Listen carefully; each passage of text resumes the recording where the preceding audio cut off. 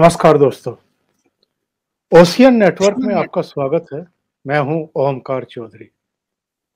आप जानते हैं शनिवार को चुनाव आयोग ने उत्तर प्रदेश, उत्तराखंड, पंजाब, मणिपुर और गोवा 5 राज्यों के चुनाव का ऐलान कर दिया और इसके साथ कुछ दिशा निर्देश भी जारी किए हैं जो समझ में आते हैं, क्योंकि रोजाना 1.5 लाख से ज्यादा कोरोना मरीज अब सामने आने शुरू हो गए हैं।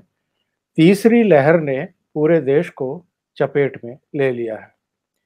ऐसे में जो अतीत की यादें हैं और मद्रास हाई कोर्ट ने जिस तरीके से चुनाव आयोग पर हत्या का मुकदमा कायम कराने का की टिप्पणी कर दी थी, बंगाल, असम, केरल समेत 4-5 राज्यों के चुनाव के समय जो भीड़ जुट रही थी सभाओं में, उसको लेकर के कि चुनाव आयोग ने उसको रोका नहीं, राजनीतिक दलों को दिशा निर्देश नहीं दिए। तो ऐसे में इस बार इलेक्शन कमीशन ने काफी एहतियाती उपाय किए हैं। उसने कहा है कि एक तो 15 जनवरी तक कोई भी नुक्कड़ सभा, किसी तरह की रैली, जनसभा या किसी भी तरह का जो चुनावी कवायद है, लोगों से संपर्क स्थापित कर अपनी बात कहने की, वो नहीं हो पाएगी। 15 जनवरी के बाद हो सकता है कि कुछ रियायतों के साथ चुनाव आयोग कुछ कहे, लेकिन उसने कहा है कि सभी राज्यों में रोड शो करने की और जनसभाएं करने की इजाजत नहीं होगी। आप डिजिटल तरीके से अपनी बातें लोगों तक पहुंचाएं।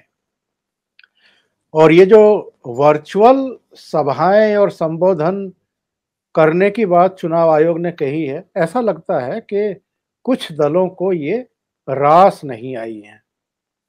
इनमें अखिलेश यादव भी है, इनमें असदुद्दीन ओवैसी भी है, दबी जबान से कांग्रेस भी है। कुछ हैं जिन्होंने इसका स्वागत किया है। अगर उत्तर प्रदेश की बात करें, जो चुनाव लड़ने जा रहे हैं, बहुजन समाज पार्टी ने कहा है कि ठीक है। आम आदमी पार्टी ने भी इसका समर्थन किया है। भाव तौर से कर से आज हम ये जानने की कोशिश करेंगे कि कुछ दल तैयार हैं, कुछ दलों ने इसको बड़ा सकारात्मकता के साथ लिया है, इसकी प्रशंसा की है, इसको स्वीकार कर लिया है। कुछ दल इससे इनकार क्यों कर रहे हैं, भाग क्यों रहे हैं, चुनाव आयोग की आलोचना क्यों कर रहे हैं और बहानेबाजी क्यों शुरू कर दी है। ऐसा क्या है इस आदेश में जिससे आप इनकार करें, जिससे आप भागें? क्या लोगों के स्वास्थ्य की चिंता आपको नहीं है? जो ये कोरोना विस्फोट फिर से हो रहा है, क्या इससे आप भयभीत नहीं हैं? या कुछ और कारण है? इस बहाने भी आप भारतीय जनता पार्टी पर, चुनाव आयोग पर अभी से निशाना साधना चाहते हैं, अभी से पेशबंदी करना चाहते हैं, क्योंकि आपको पता है कि नतीजे क्या आने वाले हैं। तो जानना चाहेंगे भाऊ तोरसेकर से। भाऊ को जोड़ लेते हैं। भाऊ, बहुत स्वागत है आपका। नमस्कार। नमस्कार। नमस्कार भाऊ, अखिलेश यादव को क्या हुआ है, असदुद्दीन ओवैसी को क्या हुआ है? एक अच्छा प्रस्ताव है, ऐसा माहौल है देश में, इसमें सभी को इसका स्वागत करना चाहिए कि लाखों की, हजारों की भीड़ ना जुटे, लोगों की जिंदगियां खतरे में ना डाली जाए। फिर इनको क्या परेशानी है? नहीं, इनको परेशानी हमेशा रहती है ना। प्रॉब्लम उनका है कि वो लड़ना नहीं चाह, यानी लड़ना तो है लेकिन लड़ने की हिम्मत तक गवा बैठे हैं। वो तो तकरार करेंगे। हिंदी में बोलते हैं ना, नाचन जाने आंगन टेढ़ा। जी जी। तो नाच सकते नहीं तो आंगन टेढ़ा है बोलेंगे, ये बोलेंगे हर बात के। इनकी ओवैसी की तो बात ही छोड़ो, ओवैसी को हर बात से तकलीफ है।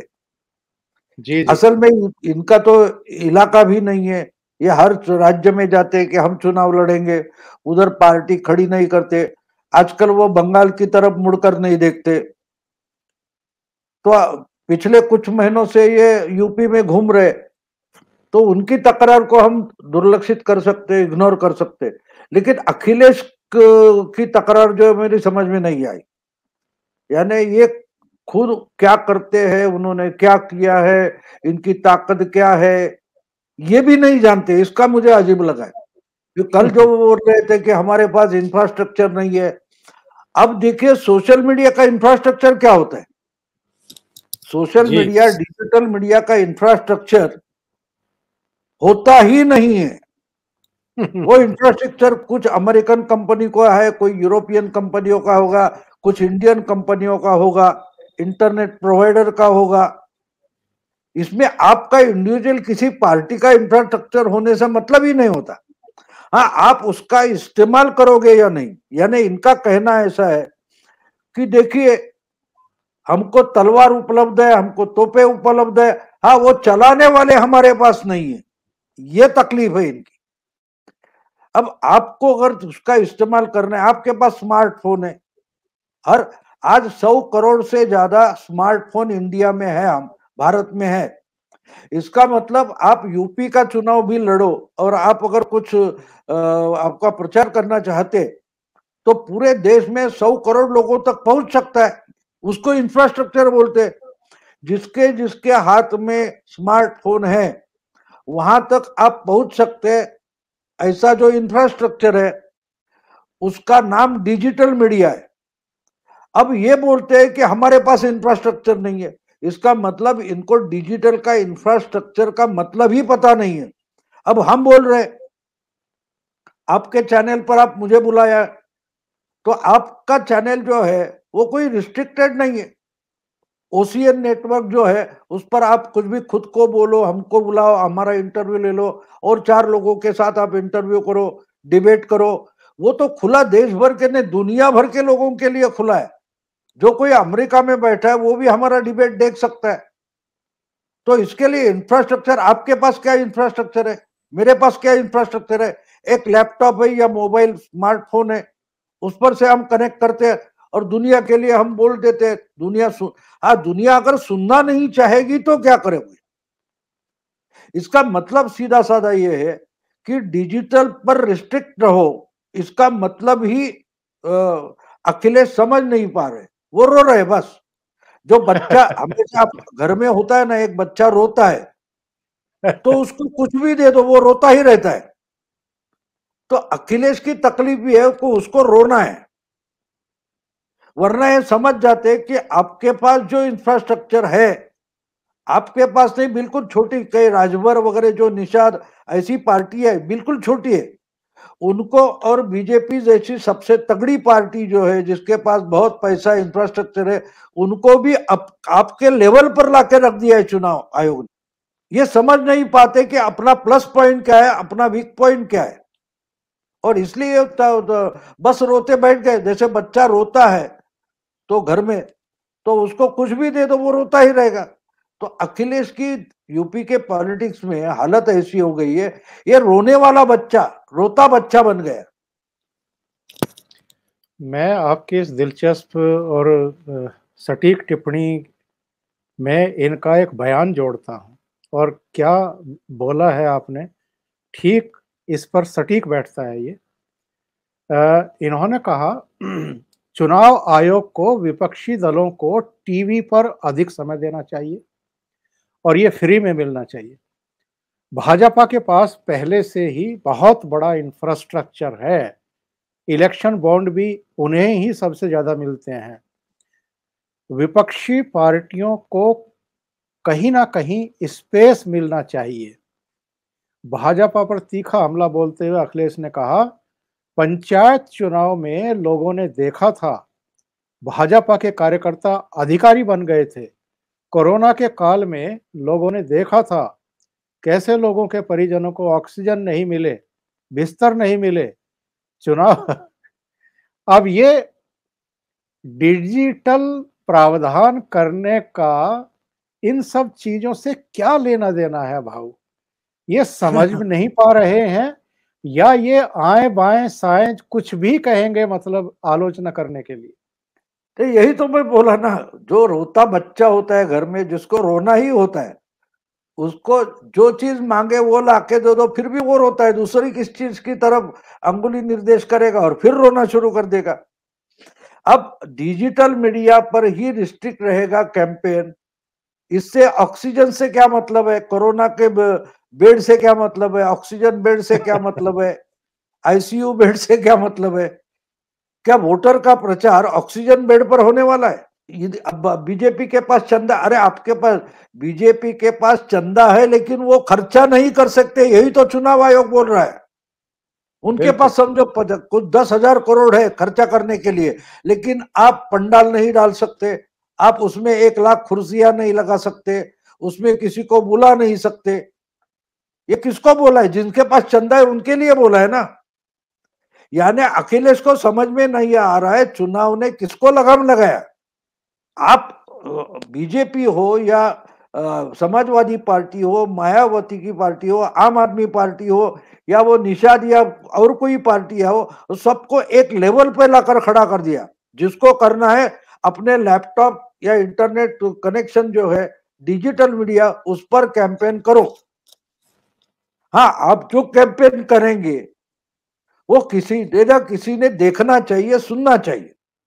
अब सुनने वाले आपके पास नहीं है तो उसके लिए चुनाव आयोग क्या सबको सख्ती करेगा? नहीं भाई, इतने लोगों को कंपलसरी समाजवादी पार्टी का डिजिटल प्रचार देखना ही चाहिए। स्पेस का मतलब क्या होता है? स्पेस तो आपको पूरा का पूरा स्पेस दिया है, जिसको जितना स्पेस इस्तेमाल करना है करो। आपको समझ में नहीं आता है स्पेस का मतलब क्या होता है। डिजिटल स्पेस सबके लिए पूरा खुला कर दिया है ना। पूरी हाँ, दुनिया के दूसरों लिए के खुला लिए है। जो बाकी का स्पेस है, जिसके लिए पैसा खर्चना पड़ता है, पैसा खर्चा करना पड़ता है कि भाई पंडाल लगाना है तो वो मैदान बुक करो, उसके लिए वहां लोग भीड़ जमा इकट्ठी करनी है, तो भीड़ के लिए 10,000 या कुछ 5,000 2,000 बसें लाओ। ये तो आपको नहीं करना पड़ेगा। अगर बीजेपी करना चाहती है तो भी चुनाव आयोग बोल रहे नहीं कर सकते। मतलब अन्याय की तकरार अगर करनी है तो जिनके पास ज्यादा चंदा है वो करे। अब देखिए प्रियंका गांधी है, वो बोल सकते हैं अरे मुझे तो टी शर्ट बंटवाने हैं, लड़की हूं लड़ सकती हो, उसके टी शर्ट बंटवाने हैं, उसकी मैराथन करनी है। तो चुनाव आयोग बोलता नहीं नहीं, आप रैली नहीं कर सकते, आप मैराथन नहीं कर सकते। तो प्रियंका कंप्लेन करे ना, अखिलेश क्यों कंप्लेन कर रहे हैं? यानी उनको समझ में भी नहीं आया है कि डिजिटल कैंपेन का मतलब क्या है, डिजिटल पर निर्बंधित रहने का मतलब क्या है, वो भी समझ में नहीं आया, लेकिन पहले से रोना शुरू कर देता है। और भाव ये वो व्यक्ति हैं जो ऑस्ट्रेलिया से पढ़ कर के आए थे, जिन्होंने एक जमाने में टैबलेट बंटवाए थे युवाओं को, छात्रों को, मतलब नौजवानों को अट्रैक्ट करने के लिए, आकर्षित करने के लिए कि वो समाजवादी पार्टी के साथ जुड़ सकें। और खुद भी ये ऐसे कई वीडियो हैं जब शुरू-शुरू में ये प्रचार कर रहे थे, जब टैबलेट लेकर के उस पर कुछ गेम वेम खेलते रहे होंगे, पता नहीं कुछ और करते रहे होंगे, लेकिन इस तरह की तस्वीरें इनकी आती थी। तो प्रधानमंत्री नरेंद्र मोदी की आयु मुझे लगता है कि इनसे 1.5 गुना तो होगी, 1.5 गुना या पौने 2 गुना होगी। जब प्रधानमंत्री पारंगत हो सकते हैं डिजिटल मीडिया पर और उसका उपयोग, सदुपयोग कर सकते हैं पार्टी के लिए, तो ये नौजवान विदेशों से पढ़े हुए लोग ये डिजिटल का उपयोग अपनी पार्टी को आगे ले जाने के लिए क्यों नहीं कर पाए? इनको किसने रोका था? आपने उनका जिक्र किया तो ऑस्ट्रेलिया का नाम लिया, तो इसलिए मुझे जी, जी। हंसी आ गई। क्योंकि आप अगर क्रिकेट के बारे में न्यूज़पेपर में पढ़ते होगे या कहीं टीवी चैनल पर सुनते होगे, तो ऑस्ट्रेलिया की जो टीम होती है उनका नाम ऑस्ट्रेलियन टीम नहीं लिया जाता है, वो बोलता है कांगारू। कंगारू। कांगारू ने इतना स्कोर बनाया, कांगारू ने इतना स्कोर बनाया, ये हम सुनते हैं ना। तो जी, जी। कांगारू के जो 4 पाँव होते हैं उसमें से 2 पाँव हाथ जैसे होते हैं, उसका इस्तेमाल नहीं होता। और दुम इतनी बड़ी होती है और वजनदार होती है कि तीसरा पाँव करके इसको इस्तेमाल किया जाता है। तो मेरा ख्याल ये है कि ये ऑस्ट्रेलिया से जाकर कांगारू बनकर लौटे। आगे वाले 2 पैर कैसे इस्तेमाल करने इसका पता नहीं, और जब दूसरे पीछे वाले पाँव उठाते हैं तो जंप हो जाती है। यानी उछल कूद करते रहते, कांगारू बनकर लौटे, कांगारू बनकर लौटे। जी अब जी आपने दूसरी बात बोल दी कि इन्होंने टैब बंटवाए थे। अभी अभी अभी की बात है, 1 घंटे पहले की। आपके मेरठ के एक नौजवान है, ये यहाँ के, मैं अब दिल्ली में रहता हूँ तो यहाँ के बैंक में है, उनसे मेरा काम था तो मैंने फोन किया तो बेचारे घर पर आ गए। जी वो जी वहां के ही चुनाव के, मेरठ के चुनाव की बात कर रहे थे। तो मैंने उनसे ही बात छेड़ी थी, बोले बिल्कुल मुझे अखिलेश से लैपटॉप मिला है, आप सही बात बोल रहे। तो मैंने बोला फिर इनको खुद को क्यों नहीं पता चलता कि डिजिटल क्या है? जी यानी वो लैपटॉप के लाभार्थी रहे हैं। अब बैंक में यहाँ काम करते हैं, मैं जहाँ रहता हूँ वहां नजदीकी बैंक है, जहाँ मेरा खाता खुलवाना था इसलिए फोन किया तो बोले मैं ही घर आ जाता हूँ, तो आए थे। और बातों जी बातों में निकल गए तो बोले मैं लाभार्थी हूँ अखिलेश का लैपटॉप का। तो मैंने बोला आप समझाइए मुझे कि डिजिटल का मतलब क्या होता है। आपके पास लैपटॉप है और समझो कम से कम 1 लाख लोगों के पास लैपटॉप होगा जिन्होंने बंटवाए होंगे, तो उनसे तो इनकी कनेक्टिविटी है। और चुनाव आयोग अब बोल रहा है आपने तो 6-7 साल पहले लैपटॉप और टैब बंटवाए बच्चों के लिए, घर घर में लैपटॉप जा पहुंचे, उस पर लोग फिल्मी गाने वगैरह देखते हैं, तो आपका भी सुनेंगे, आपने तो मुफ्त का दिया है, फुकट का जी जी दिया है। लेकिन इनको पता नहीं लैपटॉप डिजिटल और लैपटॉप, डिजिटल और टैब, इनका कनेक्शन क्या है मालूम नहीं, क्योंकि समाजवादी पार्टी और जनता का कनेक्शन क्या है ये भी इनको पता नहीं, इसलिए बस रोते रहे। कनेक्टिविटी अगर मालूम नहीं तो आप चुनाव क्या लड़ोगे? और प्रचार कैसे होता है? प्रचार का मतलब क्या होता है? कैंपेन का मतलब क्या होता है? आपकी बातें लोगों तक पहुंचना जरूरी होता है। और लोगों के पास जब बातें पहुंचती है तो उसमें से लोग आपके तरफ आकर्षित होते हैं। वो समझते हैं कि ये हमारे लिए कुछ करना चाहते हैं, इन्होंने हमारे लिए कुछ किया है, तो वो जाके आपको वोट देंगे। बात यह है कि आपको आपकी बातें बतानी है, वो बताने की सुविधा तो उपलब्ध है और आसान सुविधा उपलब्ध है, जिसमें आपको पैसा खर्चने की जरूरत ही नहीं है। पुराने जमाने में हम बड़ी मीटिंगें आज भी करते हैं तो उसमें जो पैसा खर्चा होता है उसमें 100 में से 1 रुपया 2 रुपए में भी एक काम बन जाता है, उसकी जरूरत नहीं है ज्यादा। जी जी लेकिन इनको पता नहीं है कि इसका कैंपेन करे तो कैसे करे। इसलिए मैंने बोला ना कि कांगारू बनकर आए, आगे के 2 पाव है लेकिन इसका हाथ माने या पाव माने ये भी पता नहीं है। कांगारू में मजाक से नहीं बोल रहा हूं, आप वो पूरा कांगारू आपके नजर के सामने लाइए तो आपको पता चलेगा। और बोलेगे आप धूम का क्या करूं, चुनाव मेरी धूम उठाने वाला है क्या? ये धूम उठाकर मैं चल नहीं सकता, मुझे तो जंप मारनी पड़ती है। तो ये कंप्लेंट अगर आपको करनी है तो आप इसी ढंग से कंप्लेंट करोगे। देखो दुविधा ये कितनी भी हो उसमें से निकलने की कोशिश करता है। आप अखिलेश एक बात भूल रहे कि आप बोलते हो कि हमें यूपी में समाजवादी पार्टी की सरकार बनानी है।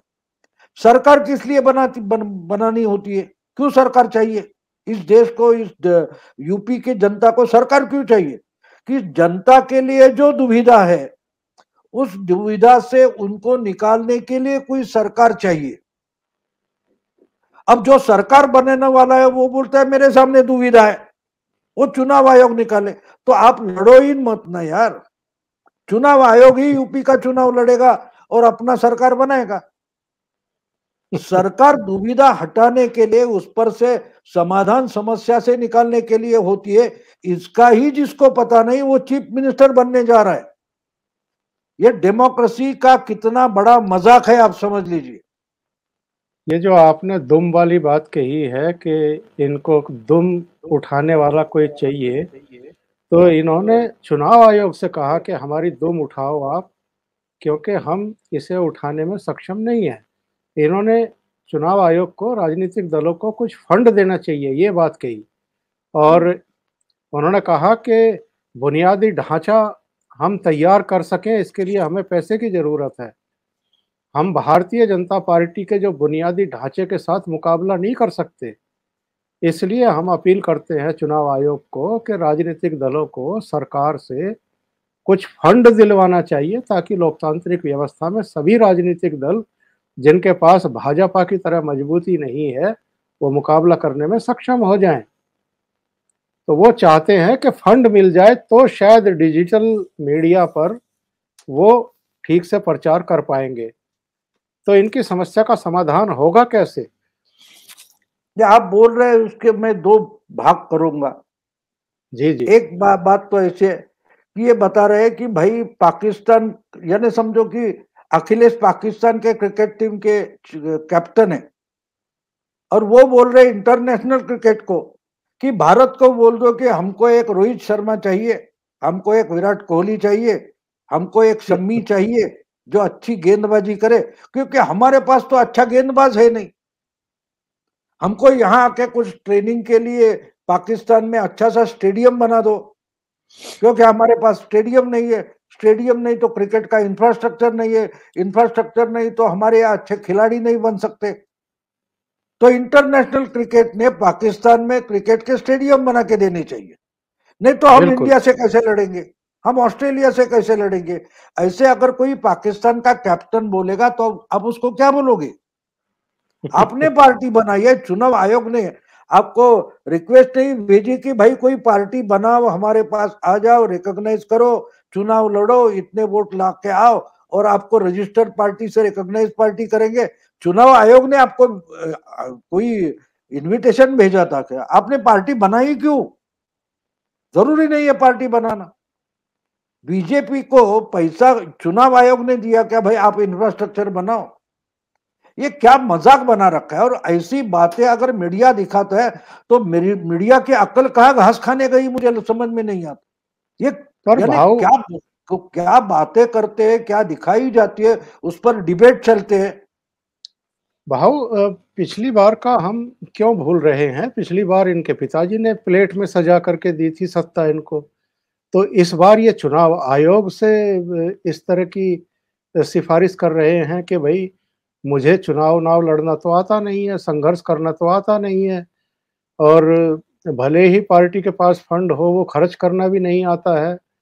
पर जिस तरीके से मेरे पिताजी ने प्लेट में सजा करके मुझे सत्ता दी थी, उसी तरीके से आप भी हमारी मदद करिए। मैं एक और तथ्य आपको दिखाना चाहता हूँ भाऊ। अभी ट्विटर देख रहा था मैं जब बातचीत हो रही थी। ट्विटर पर जो इनका हैंडल है, अकाउंट है, 15 मिलियन से ज़्यादा इनके फॉलोवर हैं, 15 मिलियन से ज़्यादा। तो 15 मिलियन से ज़्यादा फॉलोवर हैं, तो फिर ये कॉन्फिडेंस क्यों नहीं आ रहा है इनके भीतर के ये अपनी बात इतने लोगों तक पहुँचा सकते हैं? वो आपने ऐसा नहीं बोला कि ये अखिलेश का अकाउंट है, आप बोल रहे उनका हैंडल है, जी, यानी जी। हैंडल काम कर रहा है। हाँ, हैंडल और ही काम कर रहा है, कोई और हैंडल घुमा कौन रहा है? वही, वही। हैंडल घुमा कौन रहा है, इस पर निर्भर होता है ना। जी, जी। इनको खुद को मालूम नहीं है कि उनके ट्विटर पर क्या जा रहा है। और जो 1.5 मिलियन जो कोई कितने 15 मिलियन जो कुछ 15 है, मिलियन। तो 15 मिलियन का मतलब 1.5 करोड़ फॉलोअर्स है। बिल्कुल। तो ये 1.5 करोड़ फॉलोअर्स को आप क्या बता रहे हो, आपको मालूम है? तो ये बात होती है। देखिए मुझे मालूम है बहुत सारे, अब ये पेंडेमिक हो या सोशल मीडिया हो, इसके कारण जो मेन स्ट्रीम मीडिया से हट गए वो बहुत जर्नलिस्ट है, वो आजकल बहुत सारे पॉलिटिशियंस के हैंडल चलाते हैं, मुझे मालूम है। हमारे महाराष्ट्र में तो 2 मिनिस्टर के हैंडल चलाने वाला एक मेरा ही दोस्त है। तो सवाल ये उठता है कि अगर आप अपना खुद का सोशल मीडिया अकाउंट नहीं चला रहे हो तो उस पर से लोगों, और वो हैंडल क्यों होता है? 24 घंटे आप उससे आपके लोगों से कनेक्ट रहो। बिल्कुल। तो आपको ये कितना आंकड़ा वहां दिखता है उससे कोई मतलब नहीं होता। वो आंकड़े से आप कम्युनिकेट करते हो कि नहीं उससे मतलब होता है। अगर नहीं कर रहे हो तो वो आंकड़ा 15 मिलियन के जगह 15 करोड़ हो जाए, उससे कोई क्या फायदा है? अब देखिए आपको याद होगा कि मोदी जी प्राइम मिनिस्टर बनने के बाद उन्होंने रेडियो पर बात शुरू कर दी, मन की बात। अब जी जी। वो रेडियो में मन की बात इन्होंने महीने में एक बार करते, फिर भी उससे रेडियो का रेवेन्यू बढ़ गया, रेडियो लोग सुनने लगे। तो इसको कनेक्टिविटी बोलते हैं कि मोदी जी बोल रहे हैं तो लोग रेडियो लगा के सुनने लगे। इसलिए टीवी के आज इतना टीवी का जाल फैला हुआ है, उसमें भी रेडियो के दिन वापस आ गए। और जी जी। अलग अलग टीवी चैनल वाले भी उस दिन ट्रांजिस्टर लगाए बैठे लोग दिखाते हैं और मोदी जी जो बोलते हैं वो सुनाते हैं। मोदी जी दिखते नहीं है, सही। मोदी जी रेडियो पर बोल रहे हैं और रेडियो से जो आवाज आ रही है वो अलग अलग चैनल दिखाते हैं। तो कनेक्टिविटी का मतलब वो होता है, आपके पास मोबाइल फोन है, मेरे पास मोबाइल फोन है, इसका मतलब कनेक्टिविटी नहीं होता। या तो आप मुझे फोन करें या तो मैं आपको फोन करूं और आप आपस में हम बात करेंगे, या तो हम टेली कॉन्फ्रेंसिंग करते हैं, 4-5 लोग मिलकर एक साथ फोन पर बातें करते हैं, उसको कनेक्टिविटी बोलते हैं। इनको लगता है कि हाँ हमारे ऐसा, हाँ मैं भाई चुनाव आयोग पूरे यूपी में सबको फ्री में मोबाइल स्मार्टफोन बंटवारा करे तो इनकी कनेक्टिविटी बन जाएगी, ऐसा इन्हें लगता है। ऐसी बात नहीं होती। आपको जो चीज इस्तेमाल अगर आप करना चाहते हो तो आपको उस चीज का टेक्निक भी मालूम होना चाहिए, ये कैसे इस्तेमाल होता है। अब देखिए आजकल तो सेल्फी आम हो गया, लेकिन 2014 के चुनाव में पहली बार मोदी ने सेल्फी लेते हुए उन पर एफआईआर दर्ज हुआ था, याद होगा आपको, कि जी उन्होंने जी। कमल का चुनाव चिन्ह लगाया था, तो इसलिए ये तो भंग हो गया आचार संहिता का, ऐसा एफआईआर हो गया था, उससे कुछ निकला नहीं, वो बात अलग है। लेकिन उस समय वो सेल्फी लेकर दिखाते थे, यानी बिल्कुल। सेल्फी नया नया आया था, उसका इस्तेमाल मोदी करते थे। और जब उन्होंने 14 का चुनाव जीत लिया उसके बाद ये सब भाग कर निकले कि हमें भी अब सोशल मीडिया पे कुछ करना चाहिए। तब तक ये सोशल मीडिया की बात सुनते तक नहीं थे, और अब तो मोदी सोशल मीडिया से निकल भी गए, उन्होंने अपना और कुछ ऐप बना लिया, मन की बात शुरू कर दी और तरीके जिससे लोग, मोदी हमेशा लोगों से कनेक्ट रहते। इनकी बात यह है कि जब चुनाव आएगा तब ये लोग ढूंढने पड़ेगा, अरे मुझे मानने वाले कौन कौन है, उनको मानने वाले कौन है, ये अपने पुराने विचार के है या नहीं, नए विचार के है कि नहीं, वो ढूंढना शुरू कर देंगे, तब तक चुनाव खत्म हो जाता है। ये फर्क है। इनको मोदी से लड़ना है, लेकिन मोदी समझने की भी जरूरत नहीं मानते। और इसलिए जो डिजिटल में अब देखो दो धड़े हो गए। इनका कॉमन मिनिमम प्रोग्राम क्या है कि हमको मोदी को हराना है, जरूर हराइए, जरूर हराइए, लेकिन उसमें फिर बोलते हैं गठबंधन common minimum programme. Common minimum programme जो है वो मोदी को हराना है, लेकिन जी। उसमें बहुत सारे माइक्रो मिनिमम प्रोग्राम भी है, जिसमें मायावती को भी हराना है, मायावती को अखिलेश को हराना है, इनको दोनों को मिलकर प्रियंका को हराना है। ये माइक्रो मिनिमम प्रोग्राम जो है उससे जब तक नहीं निकलते तब कॉमन मिनिमम प्रोग्राम पर नहीं पहुंच सकते। सही बात है। तो इसलिए शब्दों का जाल बुनते हैं, शब्दों का जाल बुनते हैं, लेकिन जो शब्द इस्तेमाल करते हैं वो समझ नहीं पाते। इसलिए मायावती ने उनका स्वागत किया, क्यों किया वो भी समझना जरूरी है। जी जी। मायावती का जो कैंपेन चलता है वो बड़ी सभाओं में नहीं चलता। उनके फॉलोअर्स छोटे छोटे गांव कस्बे बस्ती में जो बसे हैं वो वहां अपनी तरीके से फैले जाते हैं और लोगों से कम्युनिकेट करते हैं, उनको डिजिटल की भी जरूरत नहीं है। इसलिए मायावती ने इसका स्वागत किया, क्योंकि मायावती को मालूम है हमारे पास 10-12 तो वक्ता है नहीं बीजेपी जैसे, तो हम पूरे यूपी में 100 से बड़ी बड़ी सभा नहीं ले सकते, तो ये तो हमारे लिए अच्छा है कि बीजेपी भी नहीं ले सकती, तो ये बीएसपी के लिए एडवांटेज है। वो मायावती समझ पाई है जो अखिलेश समझ नहीं पाया।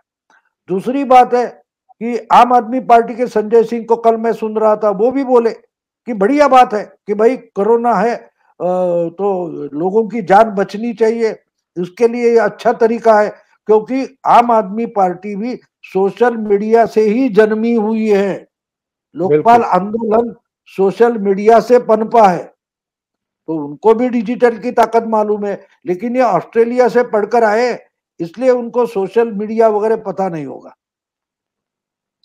और भाव हमने देखा है 18 अक्टूबर को प्रधानमंत्री नरेंद्र मोदी अपनी पहली रैली करने के लिए, पहला प्रोग्राम करने के लिए कुशीनगर गए थे, और उसके बाद से मेरठ में उन्होंने अपनी आखिरी रैली की, जब खेल यूनिवर्सिटी का शिलान्यास करने के लिए गए, और वहाँ काली पलटन मंदिर जो 1857 के विद्रोह से जुड़ा हुआ है, वहाँ भी पूजा अर्चना करने के लिए गए। तो कुल मिलाकर के मेरे कहने का आशय ये है कि प्रधानमंत्री ने तो करीब-करीब 10 दौरे पूर्वी उत्तर प्रदेश के किए हैं, और एक दौरा अपना मेरठ का कर लिया, और सभी जगह उन्होंने रैलियां भी की, अपना मैसेज पब्लिक तक पहुंचा दिया। बहुत सारी महत्वपूर्ण परियोजनाओं का लोकार्पण कर दिया, और कुछ का शिलान्यास कर दिया। योगी आदित्यनाथ भी चुनाव की घोषणा होने से पहले करीब-करीब हर जिले में जाकर के मतदाताओं के बीच अपना संदेश दे आए हैं। भारतीय जनता पार्टी ने उत्तर प्रदेश में बहुत हद तक अपना काम पूरा कर लिया है। अब जो बाकी के दिशा निर्देश हैं चुनाव आयोग के, उनके अनुरूप वो आगे चलेंगे, डिजिटल से अपना काम कर लेंगे।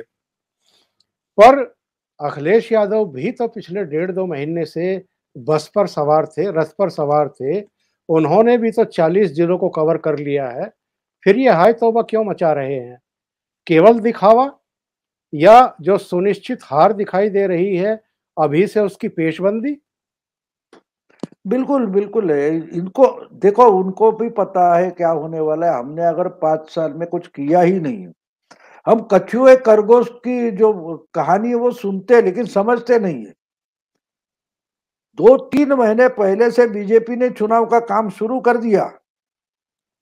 ये अब जब टाइम टेबल निकला है उसके बाद जाग गए, तो पहले से आपको किसने रोका था? तो ये ट्विटर का हैंडल घुमाते रहे, बायोस्कोप चलाते ना हैंडल घुमा के, वैसे जी, खूब जी। बायोस्कोप देखते रहे कि मैं जीत गया हूं, मैं जीत गया हूं, मैं जीत गया हूं, वो देखते रहे, और अब रो रहे। तो कारण ये है कि उनको पता है उन्होंने कुछ किया नहीं 5 साल। देखिए, अब सत्ता वाली पार्टी होती है, उसके लिए सत्ता में बैठने के बाद चुनाव की चिंता नहीं होती, कम से कम 3 से 4 साल। लेकिन बीजेपी और योगी मोदी जो है, शाह जो है, वो पिछले 5 साल के चुनाव का काम कर रहे थे। इनको 5 साल से काम करना चाहिए था चुनाव का, तो ये घर में बैठे रहे, घूमते रहे, और कोई करते रहे, कुछ करते रहे, लेकिन चुनाव के लिए तैयारियां नहीं करते रहे। आपको हमेशा चुनाव के बारे में अगर आप हार जाते हो तो आगे 5 साल आपको काम करना है चुनाव के लिए। लेकिन इनकी आदत ऐसी है कि वो फेल होने वाला बच्चा होता है, वो परीक्षा आती है तब रात रात जागता है और फिर फेल हो जाता है। इनकी आदत वो हो गई है, साल भर में तो स्टडी करने के नहीं, अभ्यास करेंगे नहीं, और जब एग्जाम आ जाएगी उसका टेबल टिप, तो रात रात भर जागेंगे, बोलेंगे मुझे चाय बना के रखो, थर्मस में चाय रखो, कॉफी बना के रखो। तो ऐसे पास नहीं होते परीक्षा। ये परीक्षा है डेमोक्रेसी में। पॉलिटिकल पार्टी के लिए आपको हमेशा तैयार रहना पड़ता है।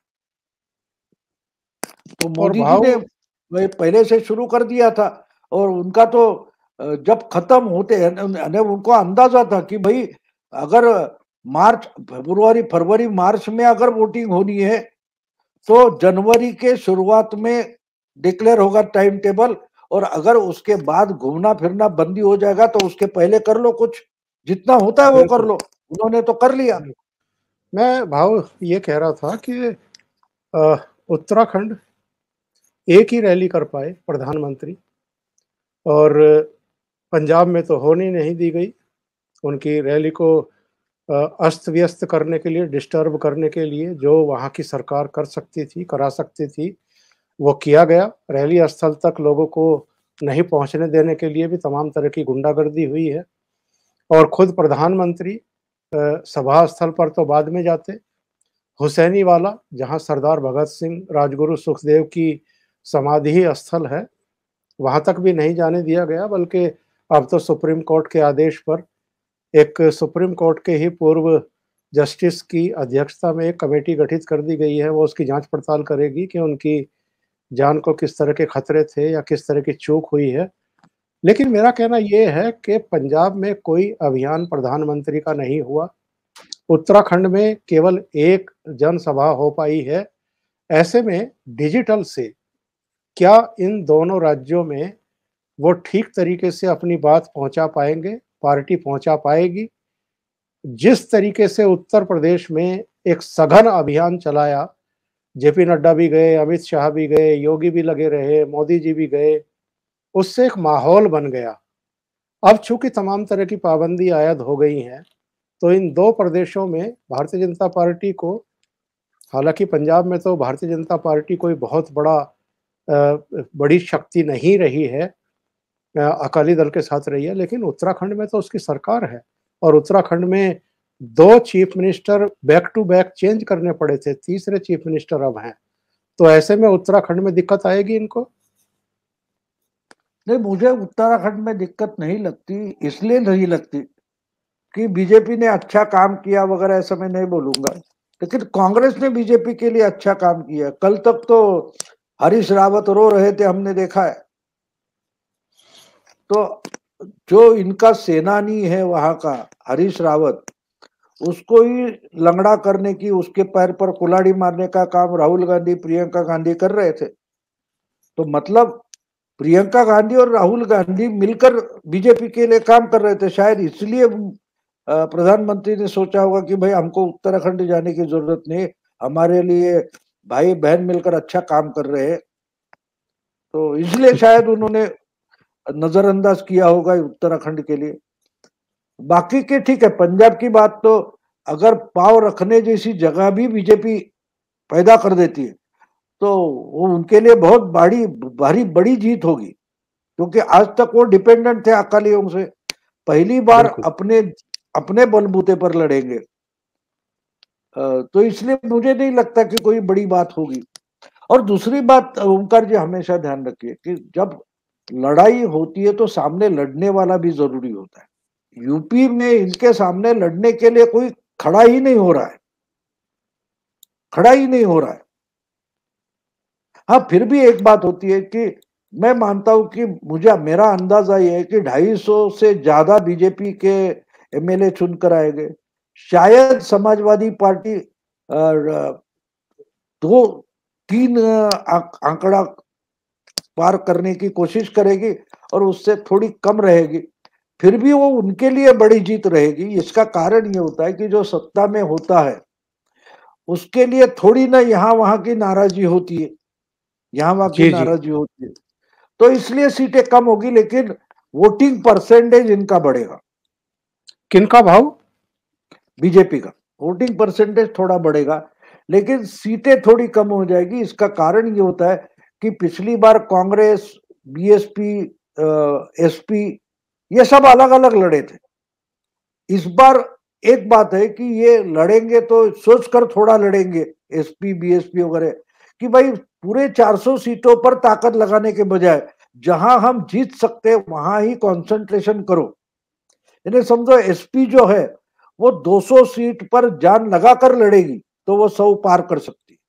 हमेशा एक बात चुनाव में ध्यान रखना चाहिए कि आप कितनी सीटें लड़ते हो उससे मतलब नहीं होता, आप लड़ने वाली सीटें हैं वहां आपकी जान लगा दो